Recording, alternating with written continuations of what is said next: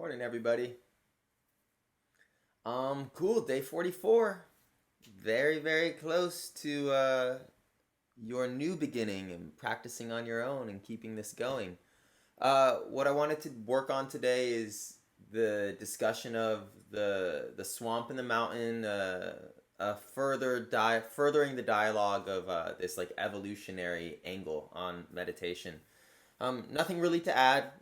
We figured out, how we got these brains of ours and the beauty of entering mindfulness, uh, the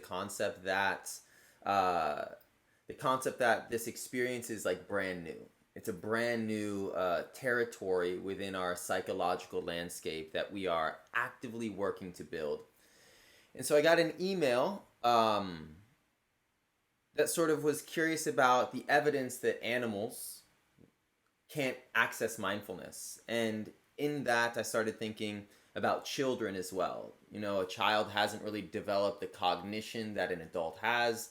And in that, when it's occupying its moments, is it mindful? Is it not mindful? What does this mean in terms of mindfulness? Is it a unique experience? Is it a common experience? And so I think there's a very important detail, and we can go all the way back to the working definition of mindfulness from Jon Kabat-Zinn, the little aspect that it is on purpose, right? So it is a conscious choice, and that conscious choice to diffuse your thoughts is what makes it unique. If a baby does not have or has never had, because its brain hasn't developed, access to thinking and intelligence and judgment, and it is perpetually existing in unconscious mindfulness, that is a very different phenomenon than an adult who is burdened and blessed with thinking and with speculation and with strategy and with rumination, and the adult's choice to diffuse the thoughts and the skill of diffusing the thoughts.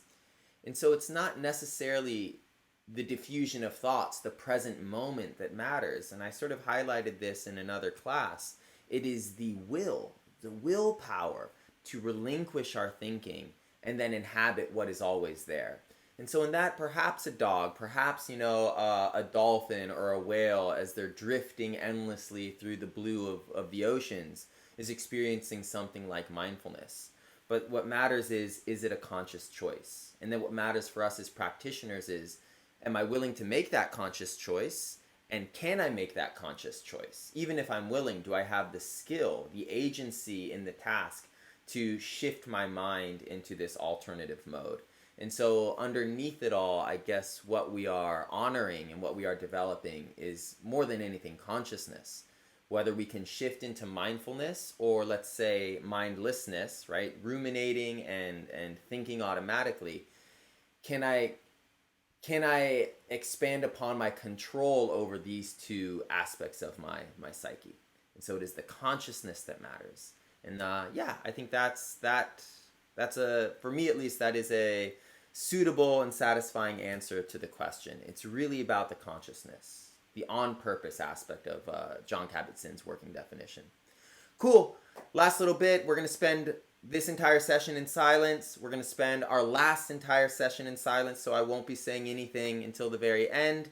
And if we conflate these two metaphors of leaves on rivers and swamps into mountains, the evolutionary experience of this practice, the development of consciousness, to choose the moment or to choose strategic thinking, I think that's a nice way of dividing our state of mind. We are leaves on a river, but that river is rising. That river is, miraculously becoming more organized, more intelligent, more skillful. And while the world might seem to be chaotic in nature, an idea that physicists really appreciate, despite that chaos, despite the laws of entropy, life is evolving, life is specializing, becoming more organized. And so that is the miracle of this river that we are all on, scaling a mountain and potentially touching some summit. The idea of evolution. Okay, cool. So think about that. Use your metaphors. The leaf on the river, the swamp to the mountain. Use it as a fire stick. So it is a concept, again, that helps you dissolve thoughts And it is that dissolution of thought, that conscious dissolution of thought, that is the real miracle and the real magic of this practice. Alrighty, powerful seated position. It's a choice.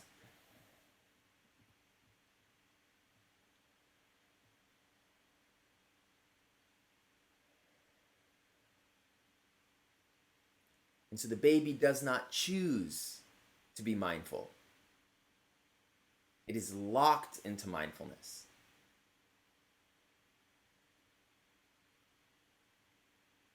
And the dolphin or the parrot or the puppy does not choose to be tethered to the now.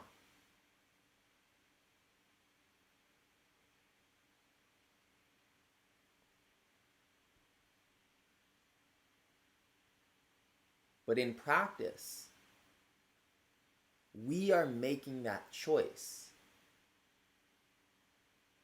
And it is the choosing that matters.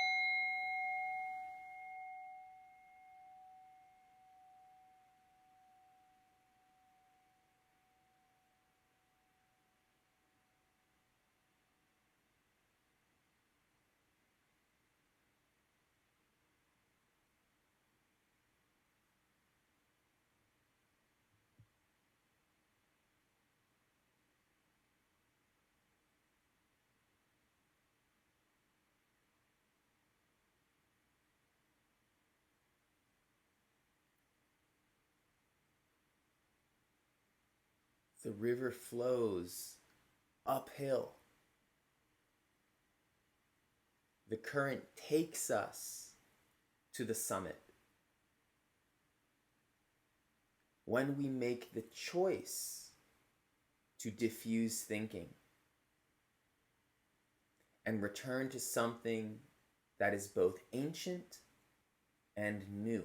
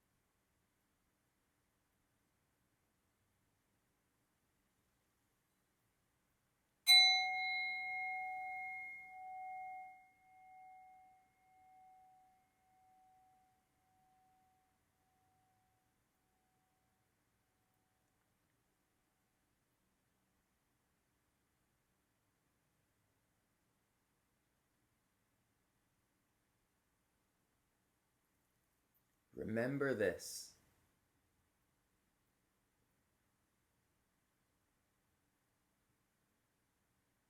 You enter presence on purpose. You sit down on purpose. You let go on purpose. You surrender to the stream on purpose.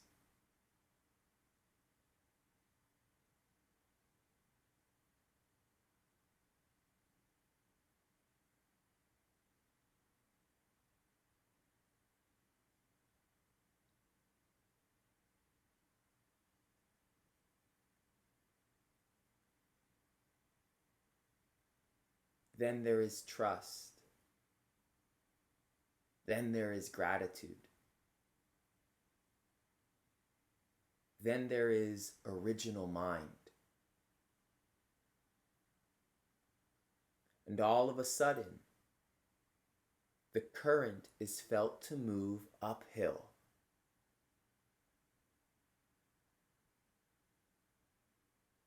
And we are reminded of joy, reminded of beauty, reminded of magnificence.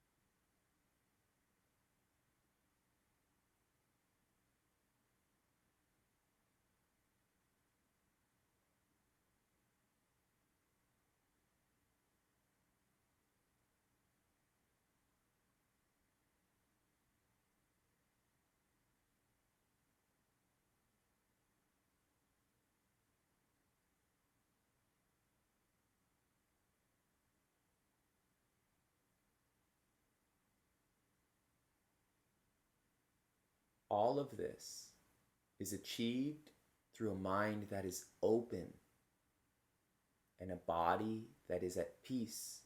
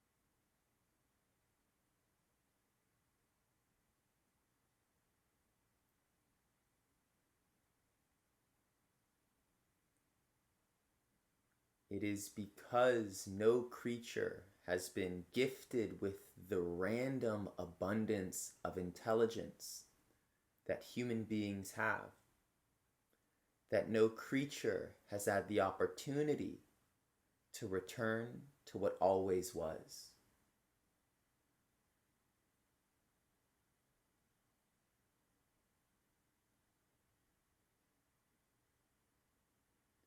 It is our choice to return to the now that is miraculous.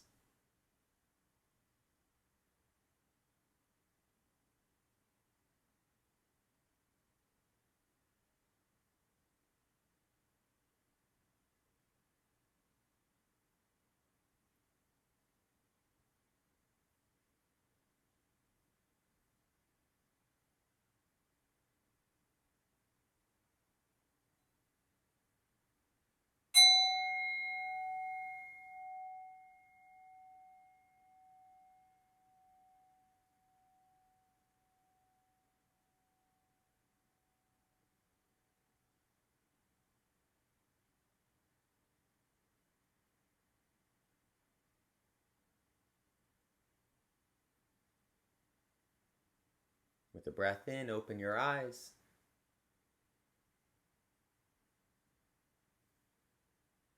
Good work, everyone.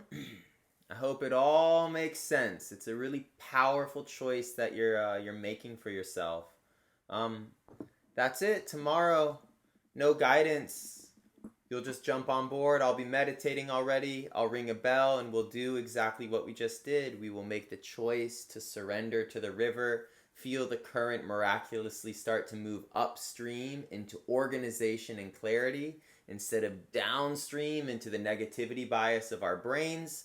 And we will constantly make that choice to return to, the proverbial Eden of our present moment.